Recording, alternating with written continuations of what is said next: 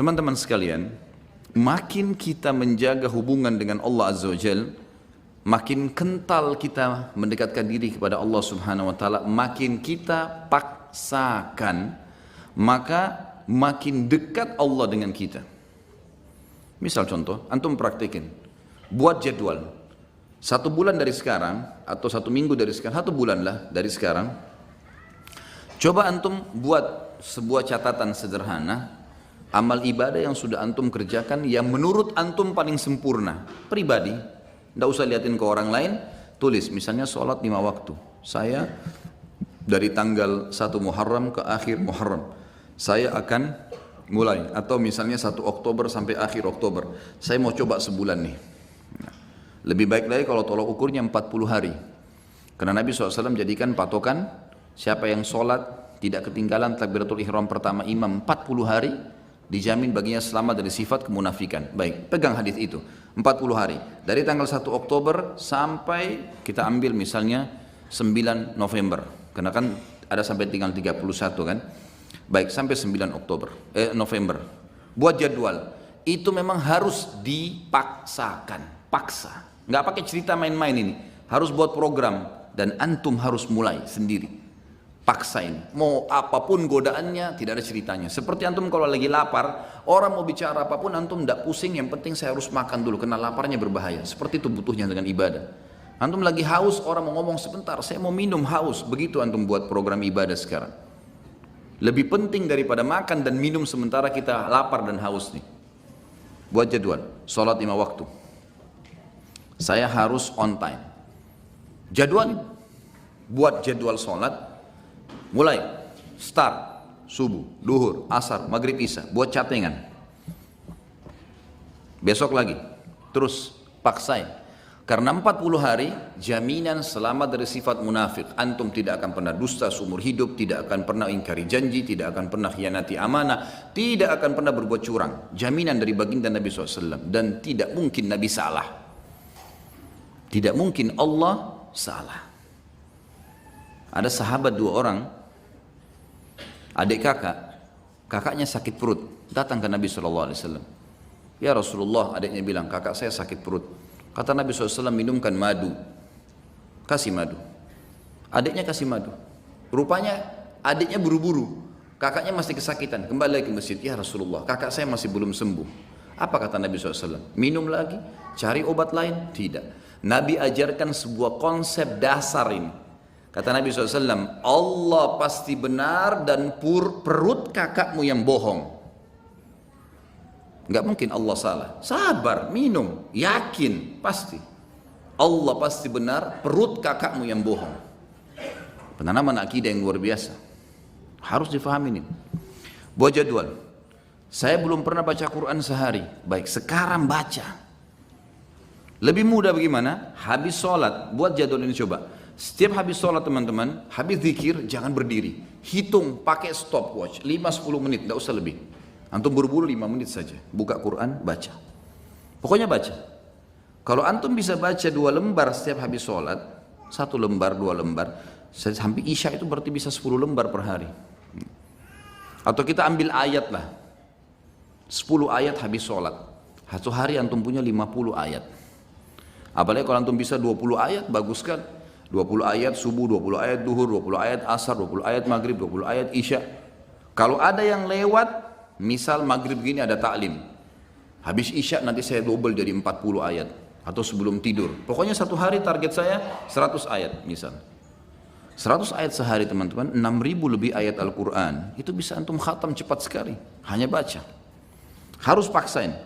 Zikir pagi sore. Jangan berdiri dari tempat antum habis sholat subuh kecuali sudah zikir subuh. Harus. Apapun godaannya enggak, duduk dulu sebentar. Dan teman-teman, saya pernah praktekin zikir pagi, asal antum sudah rutin lakukan, maksimal 12 menit. Maksimal udah. 12 sampai, ini kita baca zikirnya. Kalau ditambah dengan wirid yang lain seperti la ilaha illallah wahdahu la syarika lah, ini saya pernah baca 100 kali. Saya praktekin ya, dengan tidak terlalu buru-buru, tidak juga terlalu pelan. La ilaha illallah wahdahu la syarika lah, lahul mulku wal hamdu wa huwa ala kulli syai'in qadir. La ilaha illallah wahdahu la syarika lah. Jangan berhenti mulut antum, sambung, nyambung. Itu 7 menit selesai 100 kali. Jadi semua paling lama 20 menit. Duduk dia di situ. Apalagi kalau antum duduk sampai syuruk, itu Masya Allah, bagus sekali. Saya yakin 20 ayat dan zikir pagi tuntas tuh, waktu syuruk. Jangan ngomong teman-teman sekalian, kecuali ada taklim. Syuruk tapi ngobrol di pojok sana, ngobrol di sana, ada apa ngobrol? Nanti sebentar ngobrol itu. Kasih haknya, jadwalin. Harus sudah selesai nih. Habis asar jangan berdiri. Tunggu sampai zikir antum sore selesai. Syaitan punya standar godaan. Nanti aja di jalan, nanti aja di rumah. Sampai sekarang masih banyak pasti belum zikir sore ini. Syaitan suka goda. Duduk, paksain, jadwalkan, gitu kan? Sehari itu semua amal-amal harian yang rutin semua harus on time. Antum jalanin seminggu lah, on time. Fokus ini saja dulu. Kalau sudah minggu yang kedua, buat coba selain yang on time ini, buat plus-plus. Plus-plus itu kayak jenguk orang sakit, kayak menghafal satu hadis, setiap hari satu hadis, atau seminggu satu hadis. Buat plus misalnya jenguk bakti sama orang tua, walaupun cuma telepon. Ada plus-plus dari jadwal rutin, jalankan seminggu. Coba begitu, atau kalau kebanyakan pindahin ke pekan ketiga, pekan keempat, dan ini harus dipaksain ya. Ini nanti teman-teman kalau sudah dipaksakan jadi terbiasa, kita jadi seperti roda, jadi seperti sebuah kebiasaan, tidak enak lagi kalau nggak dilakukan. Jadi kalau antum kerjaan sebulan atau 40 hari tadi, memang butuh paksa di sini. Insya Allah setelahnya nanti malah jadi nggak enak. Orang kalau biasa puasa Senin Kamis terus nggak puasa, nggak enak. Atau orang biasa sudah ke masjid, sholat on time, telat sedikit rasanya beban, gitu kan? Terus begitu. Dan kata kuncinya, kalau kita sibukkan diri dengan perbuatan amal soleh seperti ini teman-teman sekalian, pasti dosa atau akan tinggalkan secara otomatis. Nggak ada waktu buat dosa udah. Jadi nggak usah sisipkan energi khusus tinggalkan zina, tinggalkan riba, nggak. Sibukkan diri dengan amal soleh yang antum akan tinggalkan nanti. Karena ini penting di sini. Sibukkan diri dengan amal soleh maka dosa akan kita tinggalkan.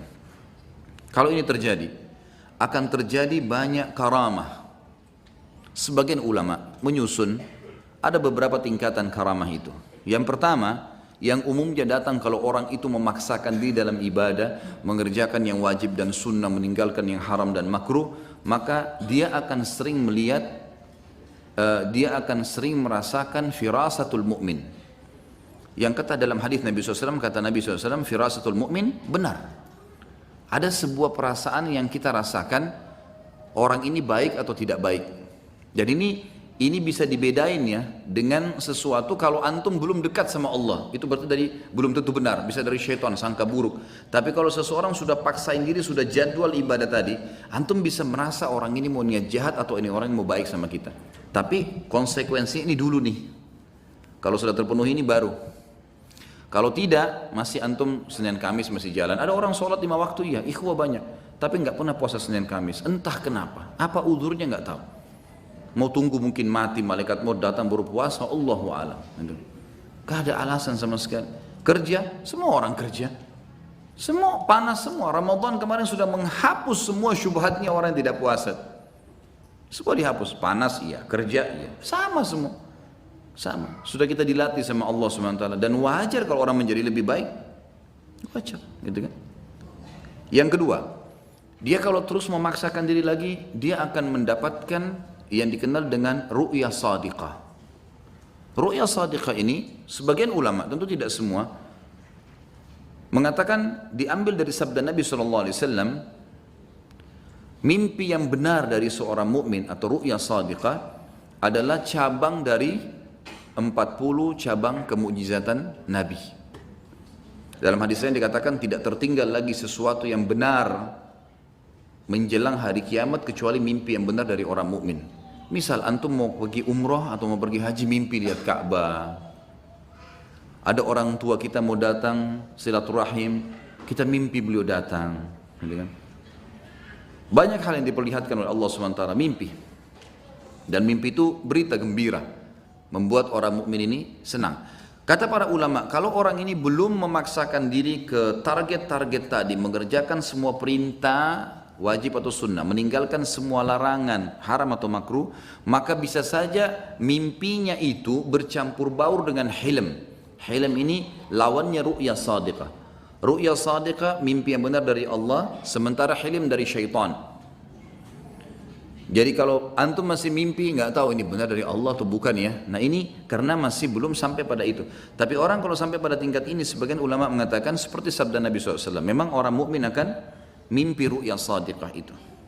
Orang mimpi ru'ya sadiqah. Ini yang kedua. Kemudian datang yang ketiga yang setelahnya adalah hal-hal yang terjadi yang memang Allah Subhanahu wa taala sesuaikan dengan keadaan orang itu. Bisa saja lisannya menjadi petunjuk bagi orang. Seperti misal Umar bin Khattab radhiyallahu anhu di zaman khilafahnya beliau pernah tiba-tiba naik mimbar, kumpulin orang di masjid, lalu beliau mengatakan, "Hai pasukanku, ke gununglah kalian, ke gununglah kalian." Bahasa begitu. Orang yang lagi di dalam masjid, apa ini? Amir Mukminin bicara apa ini? Ke gunung, tidak ada pasukan di masjid, bukan pasukan ini. Orang belum mengerti pada saat itu. Lalu Umar bin Khattab turun dari mimbarnya. Orang juga nggak ada yang nanya. Selesai. Ternyata Umar bin Khattab lagi mengirim pasukan di perbatasan wilayah Persia. Datang pasukan tersebut, lalu mereka yang memberikan kesaksian. Mereka mengatakan, "Ya Amir Mu'minin, Allah telah berikan kami kemenangan." Kata Umar, "Bagaimana kalian menang di depan orang-orang semua?"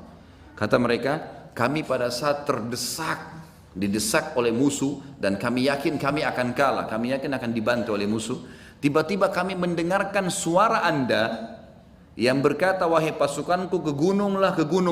Dan kami lihat di belakang kami ada gunung, kami naik ke gunung tersebut, mengatur strategi, kemudian kami melemparkan anak-anak panah ke musuh dan kami menang." Umar bin Khattab waktu itu yang muncul adalah perasaan dia. Dia tidak bisa lihat ghaib. Umar bin Khattab tahu itu. Tapi ada feeling yang sangat kuat di situ, kalau dia harus ucapkan itu. Maka dia ucapkan dan dibuktikan di lapangan, Allah berikan kemenangan pasukannya. Tapi ini bukan orang-orang yang biasa, bukan orang yang baru Senin Kamis sholatnya, baru 2 kali 3 kali datang taklim, baru tiba-tiba mau, apalagi kalau sudah pakai aku dan saya tadi, lupain sudah ini. Jelas ini?